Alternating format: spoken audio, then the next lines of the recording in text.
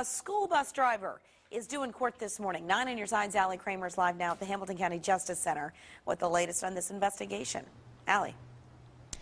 Well, Catherine, police say Keisha Shannon actually, well, she pried the doors of that bus open. She, of course, spent the night in the Hamilton County Jail tonight, and she'll see the judge very soon this morning. But what I can tell you is that police believe that this was probably planned before she did this. Now, we are learning right now that it was around 8 o'clock yesterday morning when police say that Shannon confronted the bus driver parking in front of that bus and blocking it. Officials say that she started yelling and poking the driver in the head once she got on that bus.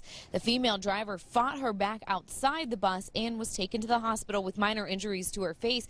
Police say she was understandably very rattled after that attack. People who live in the area tell us that there was a child on board when this happened. Police actually had to wait with her until her parents were able to pick her up. Now, other parents are shocked that a mother would do something like this, all while that child was still on the bus.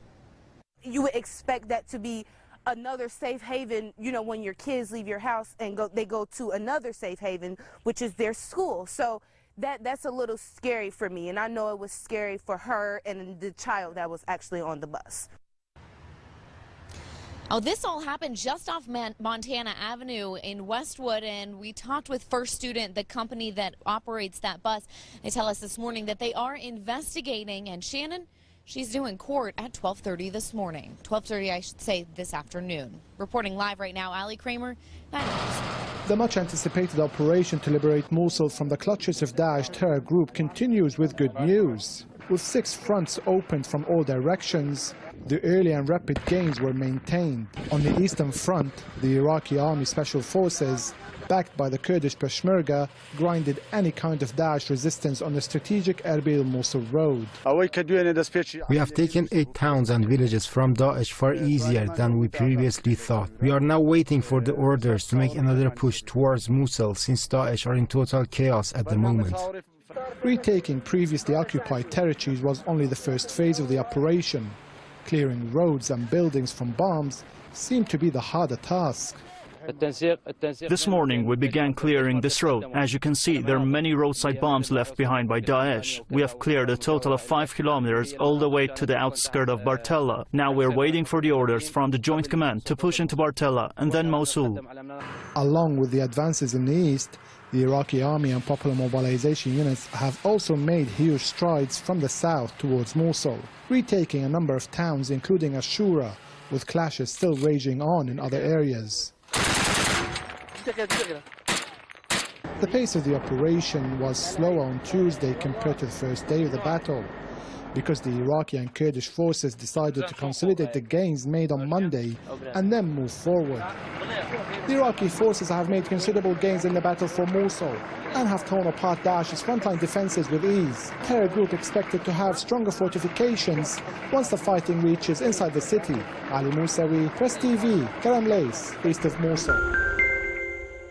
About the girls killed at the hands of their own father in Talisman. Officials have identified the 2 little girls as Audrey and Araya Aris Mendez, and they were shot and killed before their dad, Gerard Aris Mendez, turned the gun on himself. We've been told his roommates were home at the time, and his ex-wife called police because she was concerned about the well-being of their daughters. Now on a separate shooting investigation at 29th Street and Indian School. We're now hearing from the people who saw and heard several shots. I was outside and I heard a pop, pop, pop, and I took a look around. I didn't see anything, but I kept my head down just in case. This one sounding like a drug deal involving 3 people. The man shot in the trauma center. Somebody is in custody, but we're waiting to hear if the search for the shooter is officially over. Some live pictures. 514 investigators are trying to figure out what caused a deadly fire in Cecil County. It happened at a home on Diva Road in Elkton Monday night. Crews discovered 2 bodies inside the home. Their identities have not yet been released.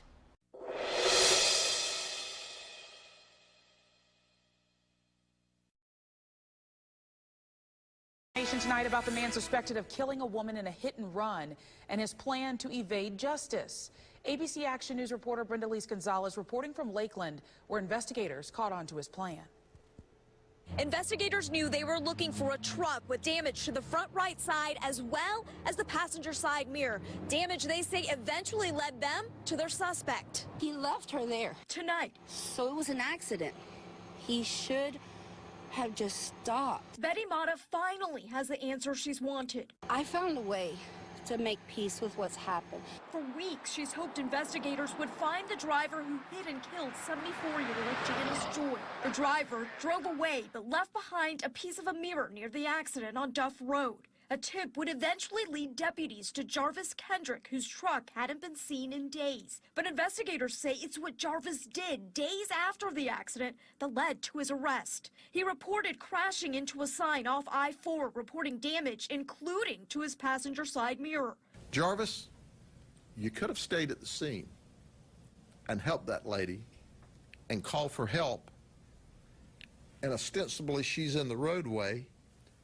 You wouldn't have even received a traffic citation. It's those details that completely changed Mata's perception of what happened. First, I felt empathy for the man, and now I'm angry because he was so selfish. There's now a cross marking Joy's final steps. I feel he was selfish because the choices he made, now his family is fixing to lose him, as well as what I lost. But it's Joy's final words that help bring some closure. The night before, she told me how much I meant to her, and I was able to tell her how much she meant to me. Yet can't bring back the woman Mata considers family. What am I supposed to tell her? He did this to her as well as he did to us. Brenda Lise Gonzalez, ABC. Denver 7. Look at this. A Denver woman removes a political sign someone stuck in her front yard. Well, it was back the very next day with a death threat attached. Denver 7's Jacqueline Allen found out that police are now investigating. Going door to door here in the Baker neighborhood, asking if anyone saw who put out this sign today with an envelope taped to it and a very disturbing message. In this Denver neighborhood, the expression "sign of the times" is all too true for this homeowner in particular. You have a death threat in your front yard. Right. That's not okay. It's definitely not okay. She asked us to conceal her identity out of fear of retaliation. Obviously, it's been a crazy political year. This is a prime example of that. Yesterday, she says a political sign she didn't approve for Initiative 300 appeared in her front yard. That's the social pot use initiative. She threw it away. Today, the same sign was back with something new. I'm watching. If you touch this, I will shoot you in the face. You have been warned. That's when police got involved, investigating what they call a concerning threat. If it's placed on private property, then it's assumed by the police department that that's intended for the property owner. So we would certainly take that very seriously. So do Initiative 300 supporters, who released this statement saying the note was not placed there by anyone associated with the I-300 campaign. It doesn't seem like an issue that would cause this much anger in someone to threaten in such a way. Despite the threat, this homeowner immediately removed the sign. She doesn't force her politics on anyone and won't let anyone force theirs on her. It's my property, and I'm not going to have anybody tell me what to do with my property. And FYI, by law, before you put any political signs on private property, you have to get the owner's permission. And just so you know, they're not allowed on the public right-of-way at all. Reporting live in Denver, Jacqueline Allen, Denver 7. Thank you, from Jack. New Haven. The fourth person of interest is now in custody in connection with that deadly shooting. Good evening. I'm Ann Nyberg. And I'm Scott McDonald. Tonight, police trying to figure out why a New Haven store clerk was killed. It happened at E&M Smoke and Convenience Shop on Ferry Street. And that's where News 8's Jason Newton joining us live right now with the very latest on this. Jason. And Scott, the call came in at about 1:30 this afternoon. That's when it all started to happen. It's still a very active scene here in the Fairhaven neighborhood. If you look behind me, we're at the intersection of Lombard Street and Ferry Street. Police say robbery does not appear to be the motive, which means that the 21-year-old store owner may have been targeted.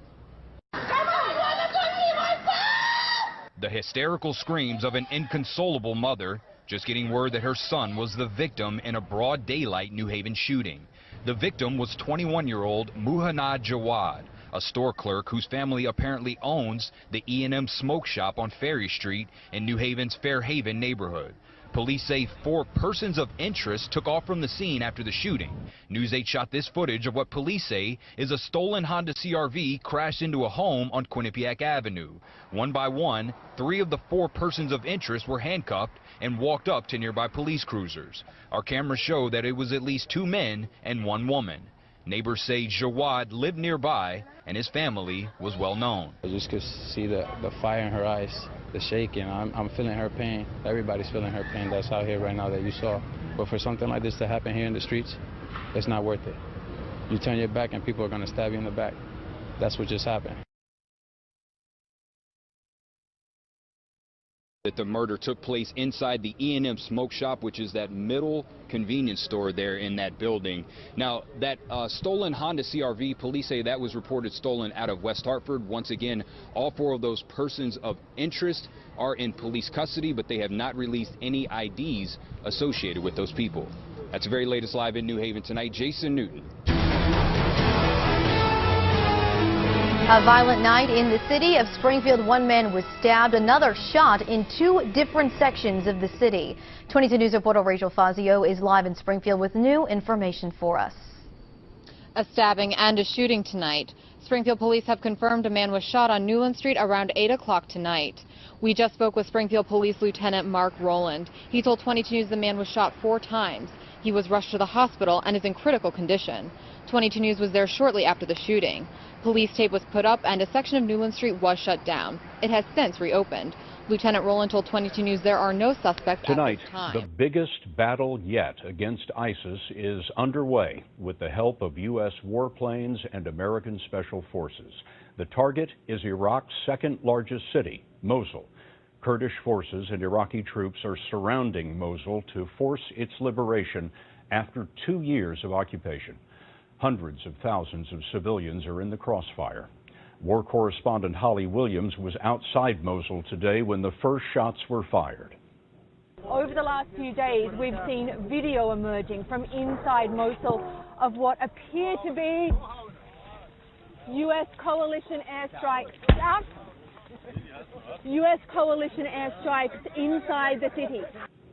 Holly and her crew were fine, but it was the start of an eventful day. Just after dawn, they broke through the front line. A column of tanks and armored vehicles rolling into ISIS territory. These men are Kurdish fighters who've joined with the Iraqi army and local militiamen to push ISIS out of Mosul, a combined force thought to be more than 20,000 strong.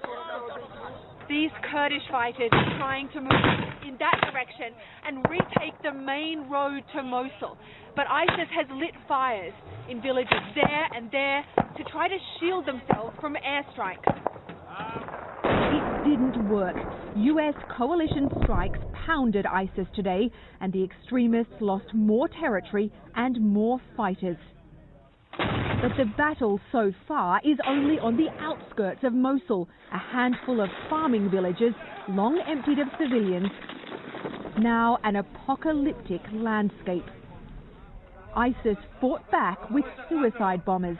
One car laden with explosives drove dangerously close to where we were standing before it was blown up by an anti-tank missile. ISIS doesn't fight as well as it used to, and their morale is down, Colonel Jadagadi told us. That's why they're using more suicide bombers.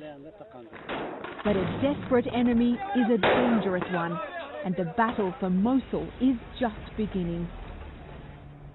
The U.S. military says there are fewer than 5,000 ISIS fighters left in Mosul, but they're preventing around 1 million civilians from leaving, using them as human shields. Meanwhile, Scott, the roughly 6,000 American troops here are acting in what the U.S. government insists is an advisory role. And the fall of Mosul not expected for many weeks. Holly Williams reporting from Iraq. Holly, thank you.